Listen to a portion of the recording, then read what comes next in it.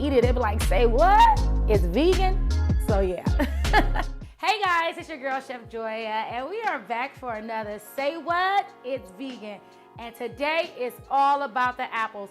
I'm getting ready to show y'all a rendition of one of my favorite desserts. What I do is my bourbon peach cobbler, which you'll find in my updated cookbook. It's so amazing. But we're gonna take it and make it more fall because peach is out of season, right? So we're gonna do the same thing to the apples as we do to the peaches. And a lot of you made comments like, what if I don't like peaches? And I say, use apples. So might as well go ahead and show you how I do my apple cobbler.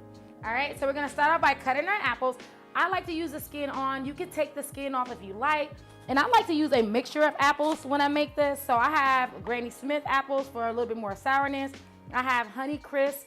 And then I also have Pink Lady. And those are like my sweet apples. So they give me that old sweet old goodness. All right, so we're gonna start by cooking down our apples in some vegan butter. Yes, don't judge me.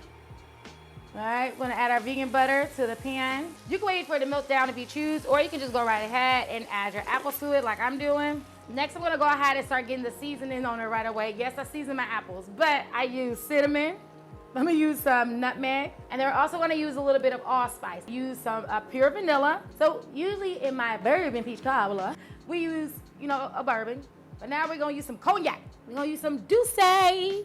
Now, even if you don't drink, you can eat this, okay? Because once the alcohol gets into the heat, all the stuff to make it drunk, it's gonna cook off. So you don't have to worry about it, okay? A little bit of lemon, add some water to this. Then we're also going to go ahead and create a slurry. Now a slurry is something that you can use with cornstarch or flour, and you mix it in with water, and when you pour it into it, it thickens everything up.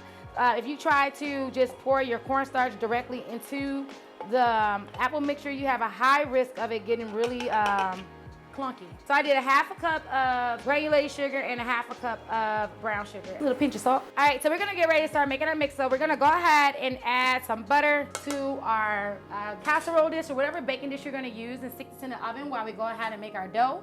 So about 3/4 cup of sugar. Then we're also going to go ahead and add our cinnamon. Add about 2 cups of self-rising flour, probably about a teaspoon of baking powder. Did we name her yet?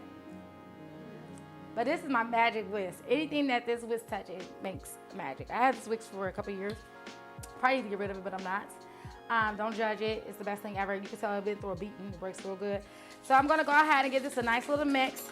And then I'm going to use some, this is vanilla sweetened almond milk. If you're allergic to nuts, you can definitely use like a vanilla soy milk or a vanilla oat milk. And even though that it is vanilla flavor, we're still gonna add a little bit more vanilla to it. So what should we name this whisk? Let me know in the comments, because whoever decides got the best name, that's what the name of this whisk gonna be. And so we have our butter melted. Now typically I don't take it out the oven, but I'm just gonna do it just because you're watching.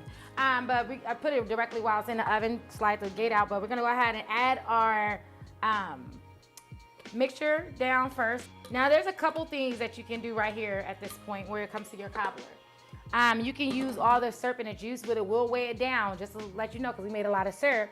Or you could just take your apples out. It just really depends on your preference, because if you just do your apples, it's gonna be a little bit drier, but the dough is gonna rise all the way on top of it, okay? This one, the dough is only gonna rise in certain spots, but I promise you it's gonna be the best cobbler you ever had. And I'm just gonna save a little bit of my syrup, because we're gonna use all this syrup, but I'm gonna save it for the top, so when it's done, you drizzle a little bit of that on there. Baby, bye. We're gonna go ahead and put this in the oven on 400 degrees, uncovered. And we're gonna let this cook for about, depending on your oven, my oven cooks super fast, guys, so I'm gonna do about 30 minutes and I'm gonna check on it, and then maybe up to 40 minutes. It's alive, it's alive. Now you know that's when it's good. It got a heartbeat, baby, listen. It said, drink me, it said. Drink me, girl. Ooh, get it in the edges. Ooh, don't forget the edges. It's so fluffy, guys. Oh my gosh. Like the extra baking powder. And then it has like a crust on there. Like y'all know the cobblers is all about that bread. Oh my God, look at that. All right, so you put some of that in there. Got that dough. Listen, y'all know people be wanting the bread. We're gonna go ahead and top it with a little bit of whipped cream. Girl.